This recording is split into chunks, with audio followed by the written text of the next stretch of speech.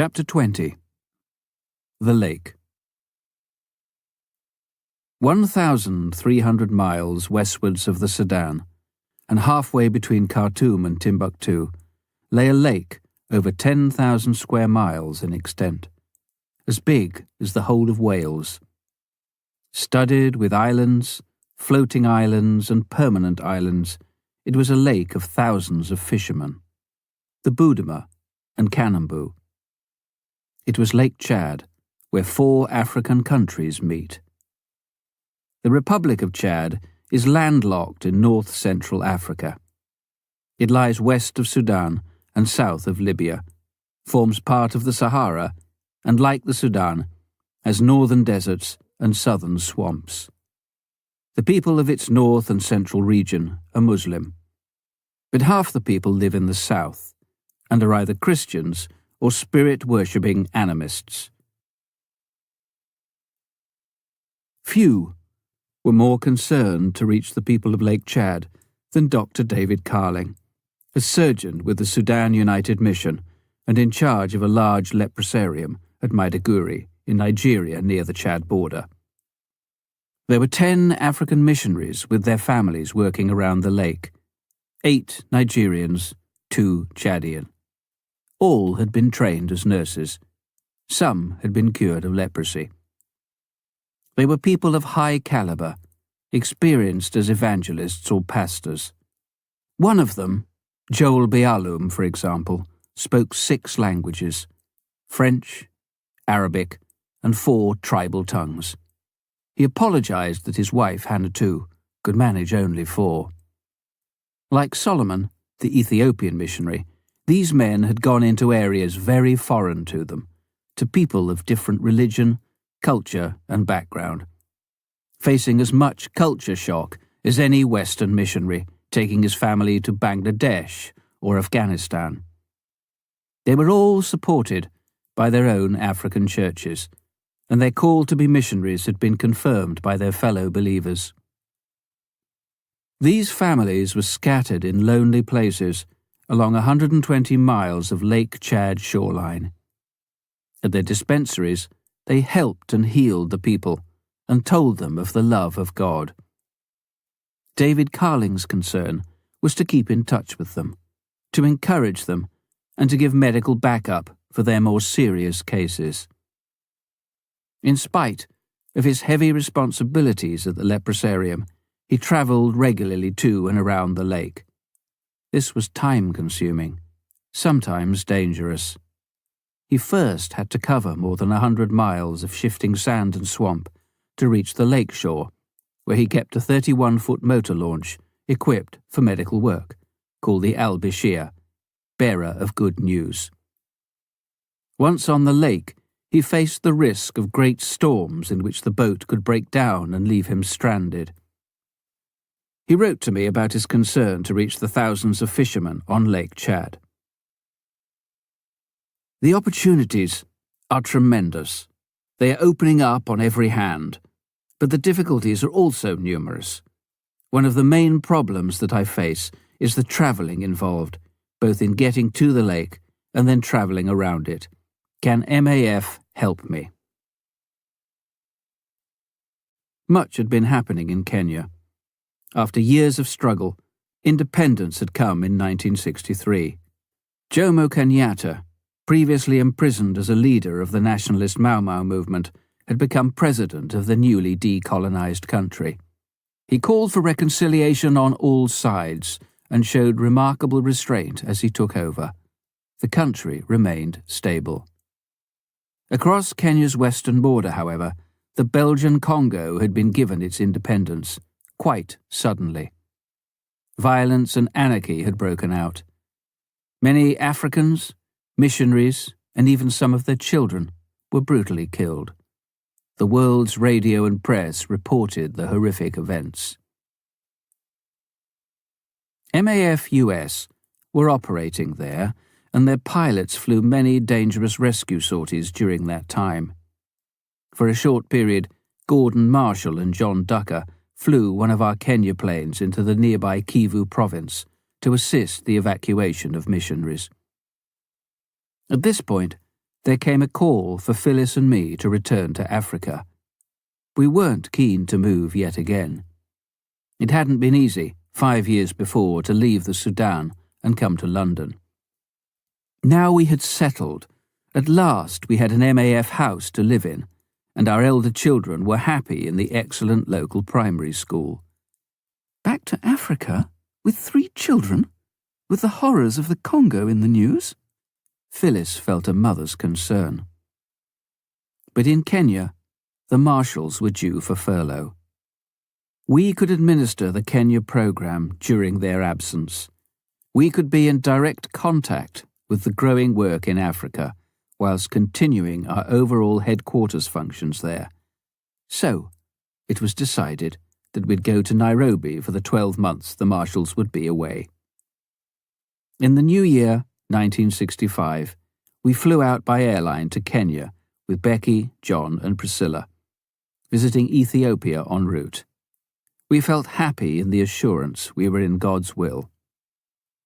The work in Kenya, already well developed, had expanded into Tanzania, formerly Tanganyika plus Zanzibar. 6 MAF families were involved. A good central maintenance, overhaul and repair base had been established in Nairobi. Additionally, a radio repair shop for aircraft and ground communications equipment was started by Ken Schleyer from MAF US. Ken and his wife Peggy, a nurse, were with us 17 years. All these facilities handled major work for Kenya, Tanzania, Ethiopia and other countries. An Ethiopian Airlines DC-3 freight plane had landed in Nairobi on Christmas Day 1964, a week before we arrived, its cargo destined for our MAF repair base. When its doors were opened and our engineers looked inside, they saw a big sign, "Happy Christmas." It was draped across the fuselages and dismantled wings of 2 damaged Cessnas. The one wrecked 3 years before at Jemu had eventually been brought out. The other had been severely damaged in a take-off crash. We were thankful that we now had facilities to rebuild them. We next started to introduce a different model of aircraft. Up to now, we had relied on the faithful 4-seater Cessna 180. It had served us well for 8 years. We'd also started using the larger 6-seater 185. Both these types were tailwheel aircraft. Now we introduced a 6-seater model with tricycle undercarriage, the Cessna 206. It had appreciably more cabin space than the 185, and, with its large double-loading doors at the back, was better suited to carry stretcher cases or freight. For the passengers, it was altogether more comfortable. At first, we were not too certain about the performance of a tricycle undercarriage on some of our rough airstrips, feeling that the nose wheel leg might be damaged or broken. Nor were we too sure what would happen on really soft strips. Would the smaller front wheel dig in and again cause trouble? But a lot of research had been done before we had ordered our first 206. When it arrived in Nairobi in June 1965, it soon proved to be an ideal aircraft. Its greater comfort and carrying capacity were a great boon, especially on long-distance flights over Kenya and Tanzania. John Ducker had continued flying in our East Africa program ever since he and his family had moved there from the Sudan. "Would you like to fly with me up to Chad in the new 206? I asked him. "From what Dr. Carling is writing, there are real needs up there. We ought to investigate." John was always ready for a challenge. Our survey trip would cover over 4,000 miles in 2 weeks. We had never been to southern Chad before. From the air, it looked just like southern Sudan, with curling rivers and great green swamps. We knew at once that it could not be an easy country for land travel. We were still 500 miles short of David Carling's leprosarium in northeast Nigeria when we stopped in southern Chad to visit several missions. I'd written to tell them we'd be coming through their area and would like to see something of their work. They had been interested. One of the first places where we landed was Kumra. There we were particularly struck by two things. First, the airstrip, instead of being black cotton soil, wet and soft as in the Sudan, was made of bright brick-red laterite, as the French call it, or murram as it was known in East Africa. This provided an excellent all-weather surface. Second, in all our travels we'd never met anyone quite like Dr. David Seymour. A missionary from a Baptist group working in the area, this doctor was as extremely American as John Ducker was extremely English. At 6 foot, he was as tall as John, but very much heavier and broader. He was also big-hearted and big in his ideas. He'd grown up in Chad, where his parents had been missionaries before him, and gone to school with the Chadian who later became President Tombalbaya. He regaled us with information about the people and the region in phrases unusual for a missionary. The vivid incidents he described were punctuated with exclamations like, "Holy cow!" or "Oh, my aching heart!" His hand appropriately clapped to his massive chest. As we walked over his large and well-developed hospital, he explained his philosophy. "My aim is not to do the medical work myself, but to teach the Chadians, men who've been recommended by our Chadian church, and who've already had a 5-year pastoral course in our Bible school. Then I train them here for a further 3 years. By the time they're finished, the government recognizes them almost as it would doctors." "Then they continue to work in the hospital here?" we asked. "No, I send them into the areas around so they can be available to the people, way out in the bush. They go there as witnesses and to help and heal the people." We peeped into the operating theatre. 4 gowned Africans, their white surgical face masks contrasting with their black skins, were engrossed in surgery. "These men can perform cesareans and deal with strangulated hernias," David Seymour told us. We walked on through the rest of the hospital. The wards were full. We saw the houses nearby where the patients' relatives stayed to look after them while they were recovering. In the cool of his house, we studied a map of the area with David. "I need to be able to get out to the dispensaries, where we have men working. It's important to visit them regularly. They need support and encouragement. At present, I go by car.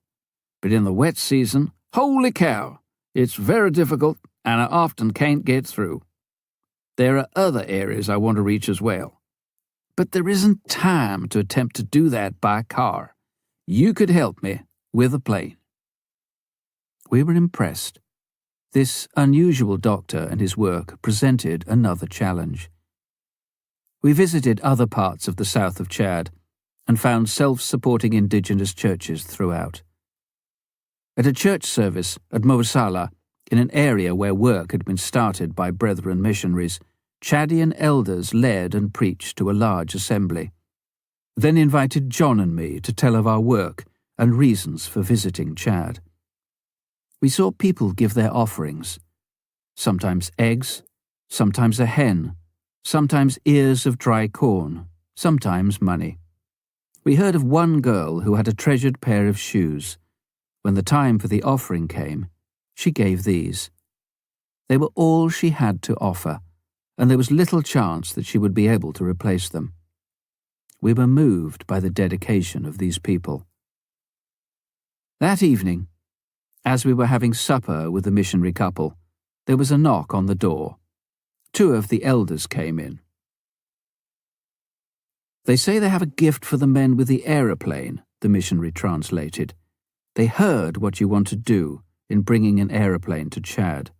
They want to be the first to give something towards buying the plane to work in their country. They believe it could help the people and spread the good news of God." They gave us a money gift for MAF. We were staggered. Here was a church in one of the poorest countries in Africa, a church whose people lived at scarcely subsistence level, yet out of their poverty, they wanted to help to buy an aeroplane for God's work in their land. Though our survey had hardly started, God had already put his seal upon it. Once more, we were humbled by the commitment of African Christians. The next day we flew into Nigeria. David Carling met us, taller than Dr. Seymour and less broad, but with an equally deep concern for isolated people. It was bright the following morning as we climbed aboard the 206 with him to explore the travelling difficulties of this area. Heading towards the southern tip of Lake Chad, we observed the different stages of his journeys to the lake, by Land Rover, papyrus reed canoe or camel train. Soon we were flying over the swamped countryside under clouds of drizzle. We saw long stretches where deep, shifting sand would tax even the Land Rover. Then we spotted a camel train moving slowly along the primitive trail, and a little later some Budama tribespeople in their canoes making their way towards the lake through the papyrus-lined water inlets. It was clear and sunny again over the lake. The rippled water shimmered a deep emerald green, produced by vegetation and natural minerals. Just offshore, we looked down at one of the floating islands, an irregular, fringed grassy mass 300 yards long and 200 yards wide. At one end of it was a yellowish earthen clearing, with a few reed-thatched huts, shaped like beehives. The Budama live around the lake on the floating grass islands and on the more permanent islands further north, Dr. Carling explained. The Kanabu, who are a slightly larger group, tend to settle around the shore. As we flew on across the miles of water, we could soon see why the ocean-going launch was necessary. The thousands of people scattered around the shore or on the many islands had to be reached by water.